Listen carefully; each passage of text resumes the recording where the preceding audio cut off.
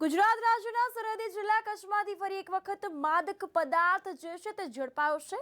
પૂર્વ કચ્છ એસઓજી પોલીસે અંજારના મેઘપર બોરીચ વિસ્તારમાં રહેતા એક પતિ પત્નીને 1 કરોડ 12 લાખના માદક પદાર્થ હેરોઇન અને અફીણના મુદ્દામાલ સાથે ઝડપી પાડ્યા હતા। તેમની સાથે સંડોવાયેલા અન્ય એક આરોપીને પણ પોલીસે ઝડપી પાડ્યો છે। આ અંગે પોલીસે ચક્રો ગતિમાન કર્યા છે। તો ઝડપાયેલા માદક પદાર્થના જથ્થામાંથી સેમ્પલ વધુ તપાસની અર્થે એફએસએલ ગાંધીનગર ખાતે મોકલવામાં આવ્યા છે। આ અંગે કાયદેસરની કાર્યવાહી હાથ ધરવામાં આવશે। No drugs in East Kutch campaign ચલાવવામાં આવી રહ્યો છે।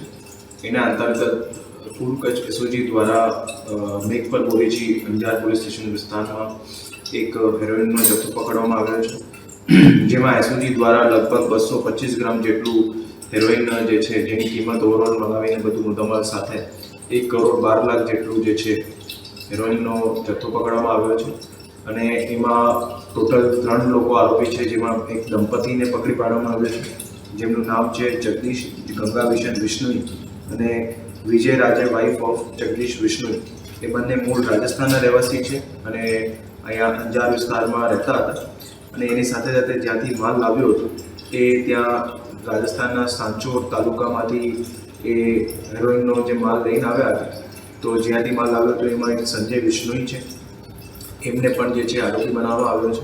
ટોટલ આ કેસમાં જે એનડીપીએસનો ગુનો જે દાખલ થયો છે, જેમાં એનડીપીએસ એક્ટની વિવિધ કલમો હેઠળ જે ગુનો દાખલ થયો છે, એમાં 3 આરોપી છે।